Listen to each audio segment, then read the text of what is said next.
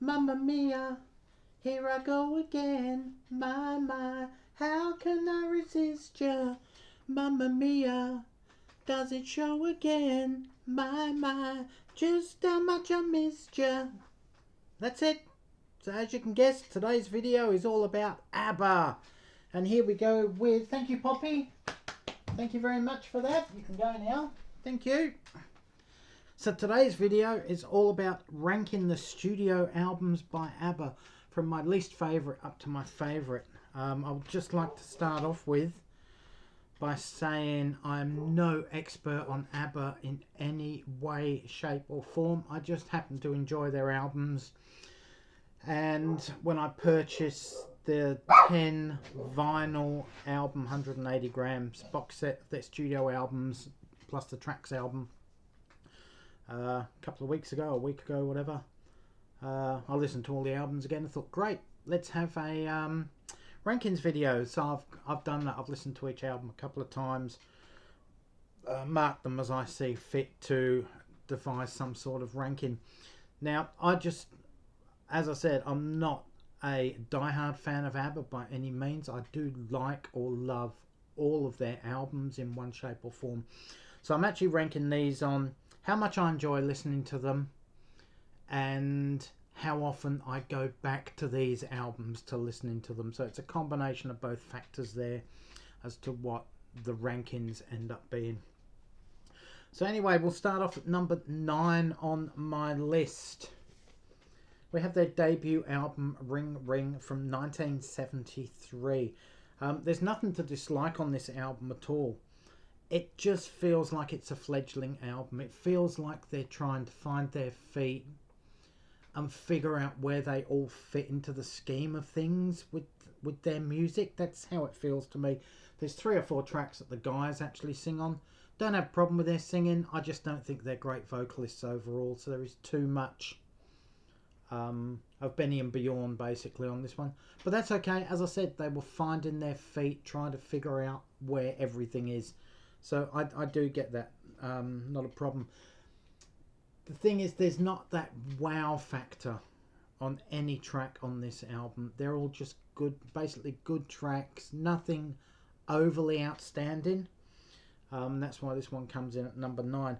My favourite tracks on this album are People Need Love, which was their debut single, and obviously the title track, Ring Ring. This album comes in at 6 out of 10 for me, which obviously is a pass mark. Number 8 on my list is their second album entitled Waterloo, which was released in 1974. The album contains 3 absolute classics in my opinion: Waterloo, Honey Honey, and the brilliant Hasta Mañana. Everything else is pretty good on here except for one song, which is real cringeworthy. I just can't listen to this song in any way, shape or form. It's called King Kong Song. In my notes down here, I've actually written WTF besides that song. 2 exclamation marks and a question mark. I just can't listen to that song at all. I'm not sure why. I just don't like it. As I said, I love 3 of the tracks on this for their second album. I think it's a pretty good album. And the songwriting has actually improved since the previous album, the debut. You can actually see there is a marked difference. Well, I can, in my opinion, anyway.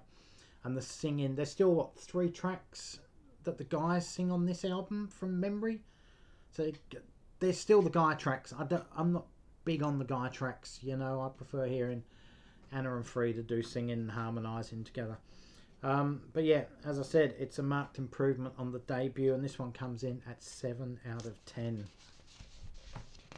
Number 7 on my list, we have an album that up until about 5, maybe 6 years ago, this would have certainly have ranked in the top 3 ABBA albums on my list. It was always up there.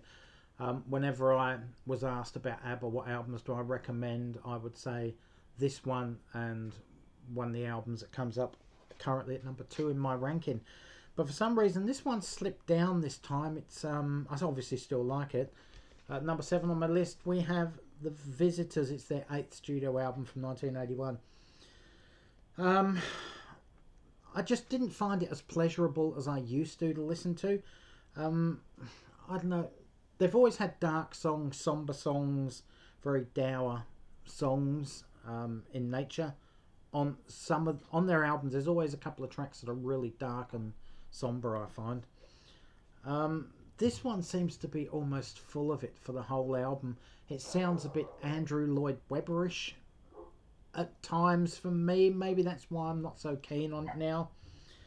The songwriting, it just doesn't seem... It sounds more clinical than their previous albums. It doesn't sound as carefree, you know, let your hair down, have a good time. But then again, there were a lot of personal issues going on within the band, obviously, at this time. The standout tracks for me include When All Is Said and Done and Like an Angel Passing Through My Room. This one comes in at 7 out of 10. Number 6 on my list, we have 2021's Voyage. This was released almost 40 years to the day since the previous album, The Visitors. So yeah, there were a few rumours leading up to the release of this, 2 or 3 years before it. Something was in the works, they're working together, nothing ever came of it. And then bang, out of the blue, we got a couple of lead-off singles, I Still Have Faith in You and Don't Shut Me Down, from memory, were the 2 lead-off singles. And then all of a sudden an album was announced, and here we are. You know, we had an album. Lots of ballads on here, a few up-tempo songs. There's a couple of songs that miss the mark for me, but there's actually 4 that I do love on this album, so it's just that little bit better than The Visitors. Favourite track on the album is Bumblebees. I just absolutely adore that. It's a sort of song that could almost be a nursery rhyme sung to little kids as you're sitting in a park watching the bumblebees, you know, fly around collecting honey from, you know, the buttercups or the other flowers that you have in Europe. Another song I really love on this album, Little Things. I know it gets a lot of hate and a lot of bad comments about it. I really like it. Yes, it's cliched. Yes, it's got a kids' choir at the back, but it's a Christmas song. Leave it at that. That's all it is. Most Christmas songs are cliched, and, you know, that's just the way they are. They're just fun for what they are at that time of year, but I really like it, and it's grown on me since I first heard this album. Another song that has really grown on me since I've got this album, Keep an Eye on Dan, which is about a young child and he's spending time between both parents after the split up of a marriage. I think that's a great song. It was one of those songs I wasn't keen on when the album first got released, and I think Just a Notion is probably the 4th song I really love on this album at this stage. So this one comes in at 7.5 out of 10. Number 5 on my list, we have 1979's Voule Vu, their 6th studio album. Chock-a-block of very good songs in my opinion. 6 singles from this album, and the rest of the tracks, which are another 4, are pretty much just as good as the 6 singles. It's really good album. The only letdown with this album, in my opinion, it's a bit too disco-y in places. Yeah, there's a couple of 2 or 3 moments there where it's just too disco-y, too cheesy, for want of a better word. I know Abba are a cheesy band at times with their singles, but it's just a bit too much disco. I don't have a problem with disco, but sometimes I just don't want to hear it. And on this occasion, I really did not want to hear disco. Favourite tracks for me, and there are many on here, but you got to go with Chiquitita for a start. I Have a Dream. And The King Has Lost His Crown, well worth a listen if you're not aware of that song. This is the first album of theirs that I genuinely love. So the first 4 I really like.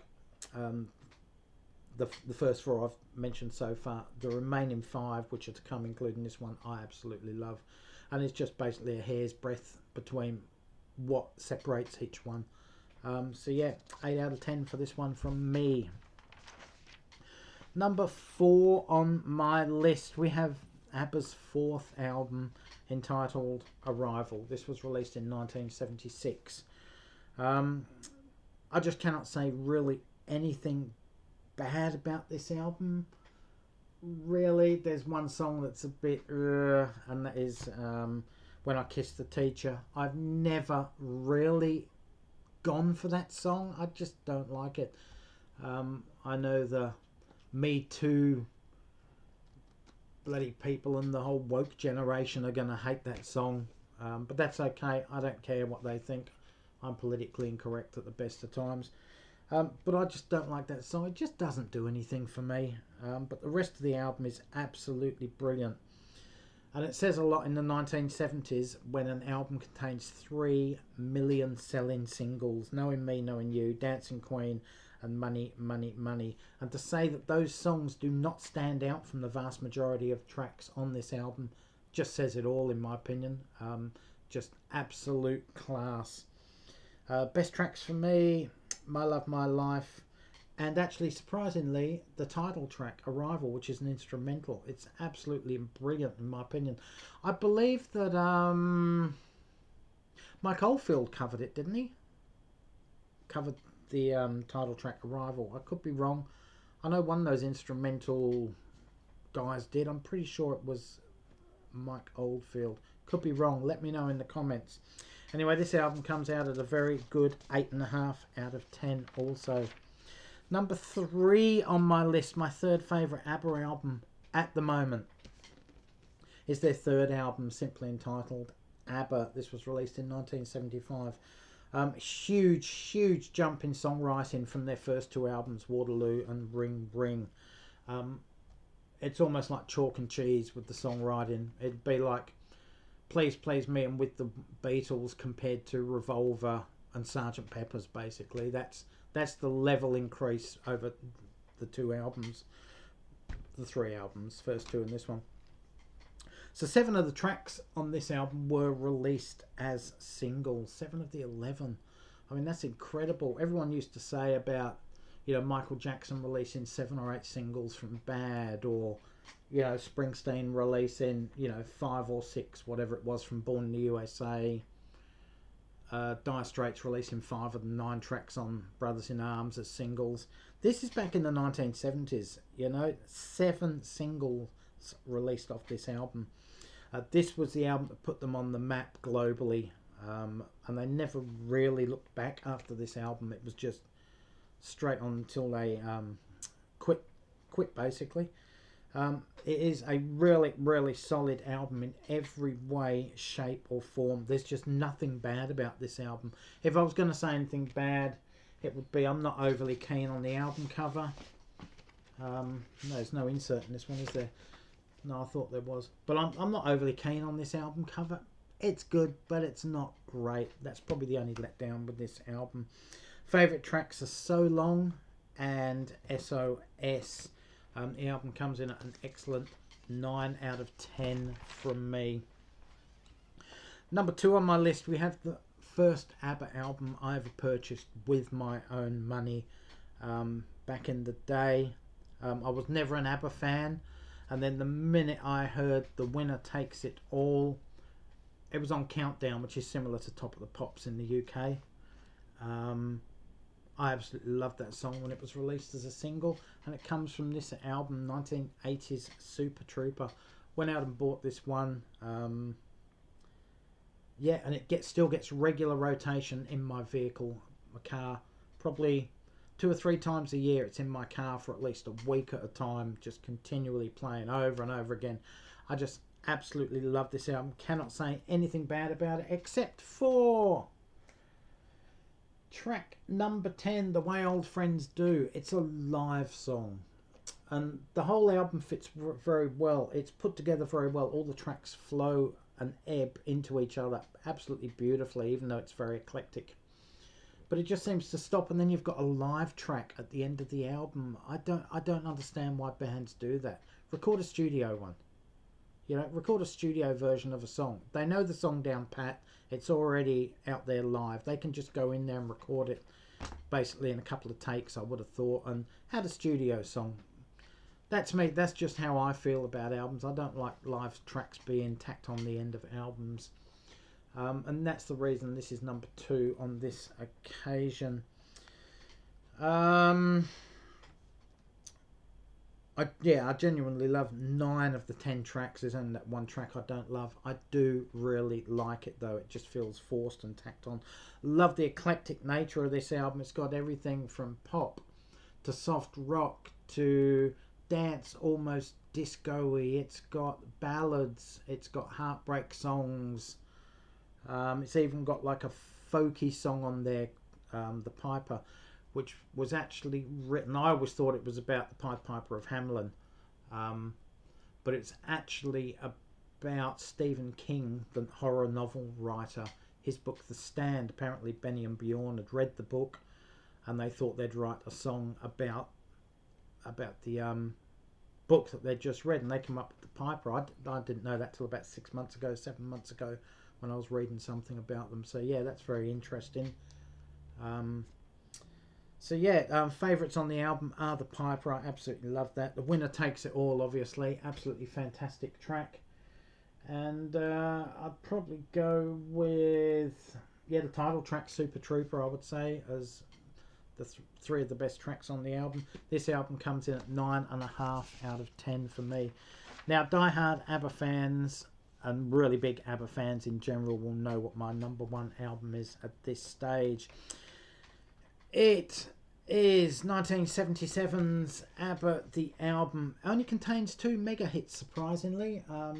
You would have thought an album would contain more than that. The Name of the Game, Take a Chance on Me. It also has the Australian double A-sided single, Thank You for the Music, and Eagle, which was double A-side.